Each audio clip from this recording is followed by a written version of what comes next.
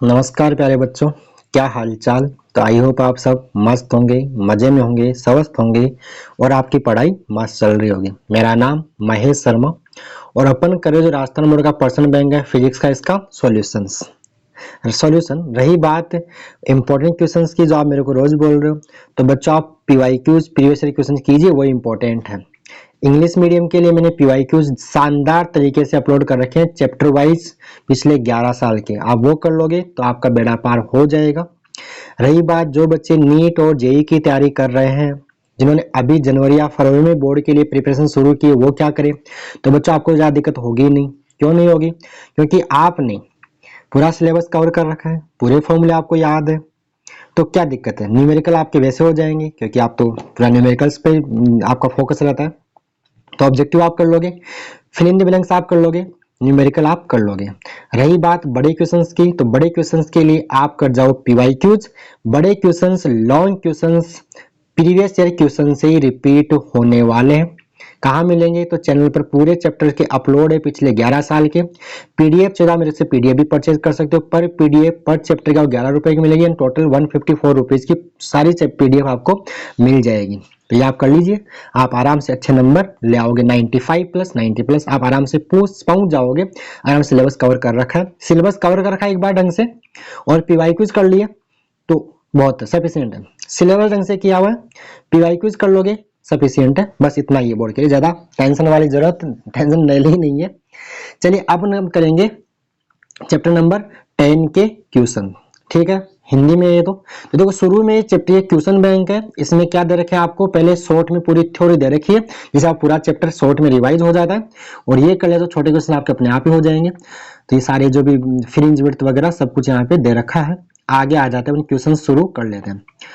तो question number first बोला है, हाइगेन का तरंग सिद्धांत हमें क्या बतलाता है? तो तरंग सिद्धांत बताएगा तरंग संचरण, तरंगागर के संचरण की दिशा। ये तरंगागर ऐसे बाहर निकलता है, तो तरंगागर के संचरण की दिशा। आगे आ जाओ, क्वेश्चन नंबर सेकंड क्या बोला है, कौन सी घटना प्रकाश की तरंग प्रकृति को प्रदर्शित नहीं करती? देखो विवर्तन, व्यतिकरण, अपवर्तन, ये सब तरंग के ही गुण।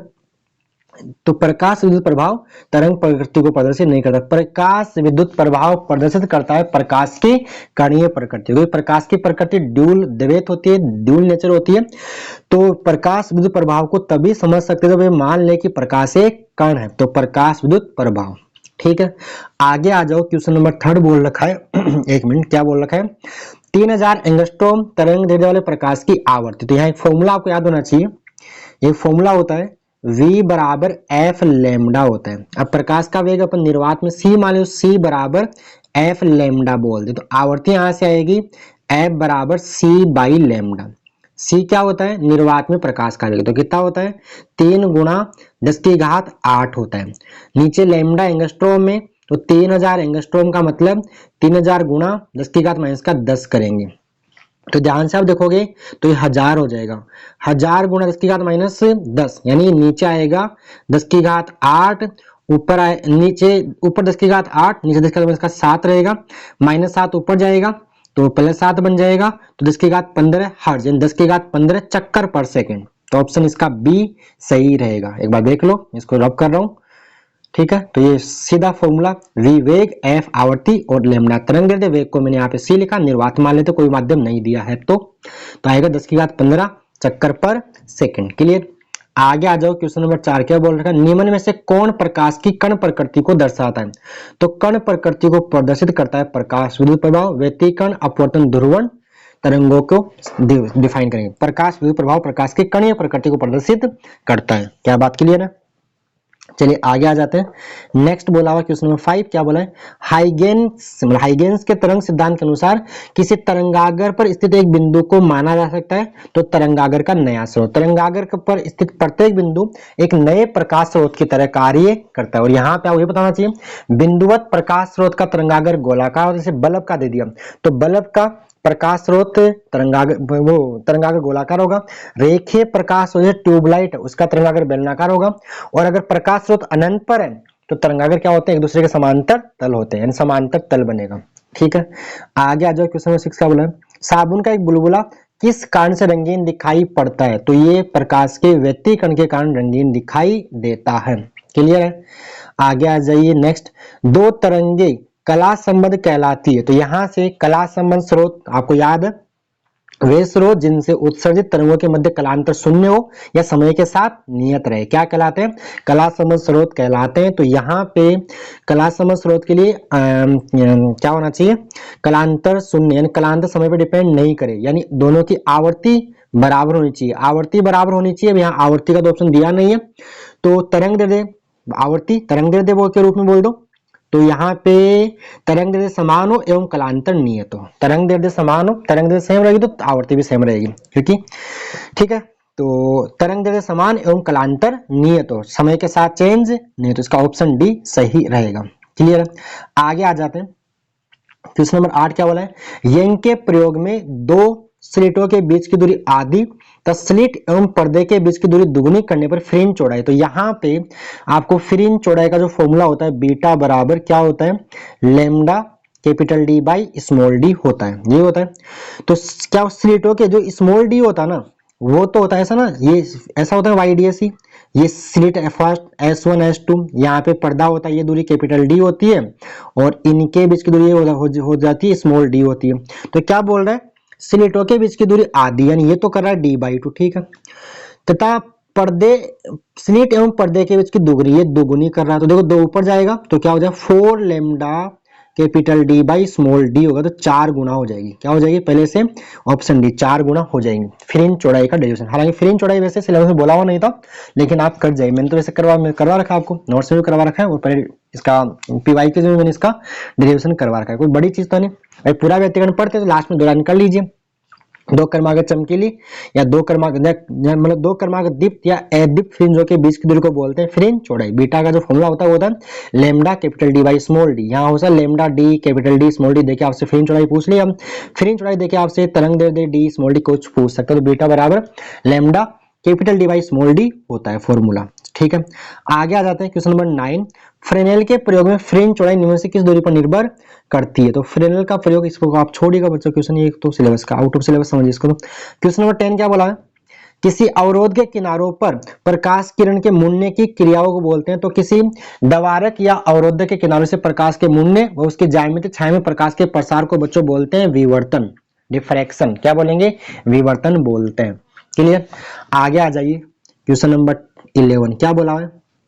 ध्रुवणी वह घटना है जो यह बताती है कि प्रकाश तरंगों की प्रकृति क्या होती है? अनुप्रस्थ। ये किससे प्रूफ होता है? ध्रुवण या अनुप्रस्थ तरंगों की प्रवृत्ति को कौन सिद्ध करता है? ध्रुवण। ध्रुवणी वह घटना है जो ये बताती है कि प्रकाश की तरंगे अनुप्रस्थ प्रकृति की है, अनुप्रस्थ प्रकृति की ट्रांसवर्स इन नेचर है। ये कौन बताता है? आपका पोलराइजेशन बताता है, ठीक है।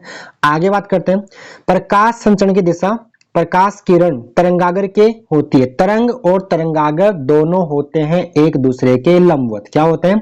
तरंग और तरंगागर दोनों होते हैं एक दूसरे के लंबवत होते हैं। क्या होते हैं? तरंग और तरंगागर, ये तरंगागर तरंग दोनों होते हैं एक दूसरे के लंबवत होते हैं, आप ध्यान रखना, ठीक है, एक दूसरे के लंबवत, ठीक है। आगे आ जाओ क्वेश्चन नंबर 13।